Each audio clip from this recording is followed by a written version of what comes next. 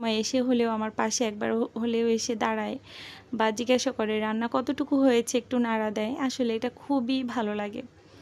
তো রান্না করতে করতে এখানে আমি কিন্তু গরুর মাংসের যে মশলা আছে সেখান থেকে 1 প্যাকেট মশলা দিয়েছি। আর তারপর আমি ঘরে যে মশলা তৈরি করেছি, জয়ফল, জয়ত্রী, তারপর হচ্ছে এস্টারিন্স, তারপর হচ্ছে শাহি জিরা, আরও গোটা মশলা সব কিছু মিলিয়ে, আরও অনেক ধরনের মশলা মিলিয়ে একটা হচ্ছে মানে গরুর মাংসের যে মশলা আছে বা কালা ভুনার মশলা বলতে পারেন, তো সেটা হচ্ছে আমি প্রতিবার কোরবানির ঈদের আগে বানিয়ে রাখি।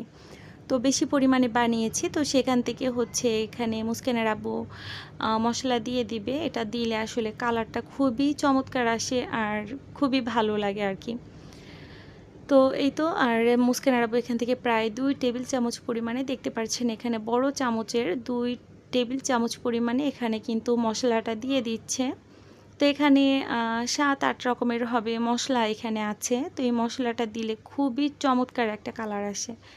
তো এই তো, আর এই হচ্ছে আমার আজকের শেফ। তো মুস্কানের আব্বু আসলে রান্না করছিল আর বলছিল যে আজকের রান্না পুরো ক্রেডিটটা কিন্তু আমার, যেহেতু আমি রান্না করছি। আমি বলছিলাম আচ্ছা ঠিক আছে, পুরো রান্নার ক্রেডিটটাই তোমার। তো আসলে বড় মানুষ না হলে কিন্তু এত মাংস মানে নাড়াচাড়া করাও খুবই ঝামেলা হয়ে যায়। আর তারপর এটাকে ঢাকনা দিয়ে দেওয়ার পরে কিছুক্ষণের মধ্যে কিন্তু এরকম অনেকটা পানি বের হয়েছে। তো এটা কিন্তু অনেকটা পানি শুকিয়েও গেছে।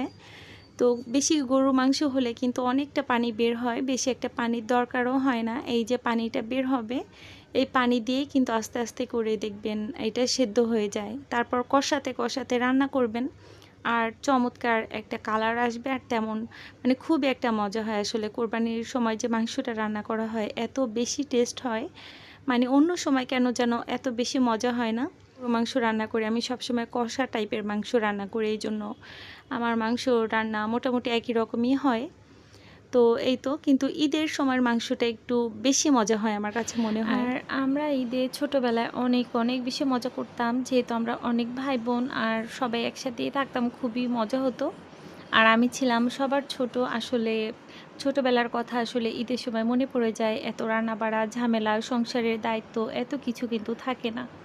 আর এখানে কিন্তু আমি 2-3 রকমের ডেজার্টও করেছি।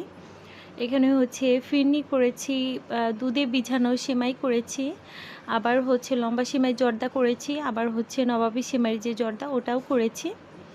আর এই তো, আর হচ্ছে পোলাও করেছি, রোস্ট আর গরুর কালা ভুনা, এই আর কি।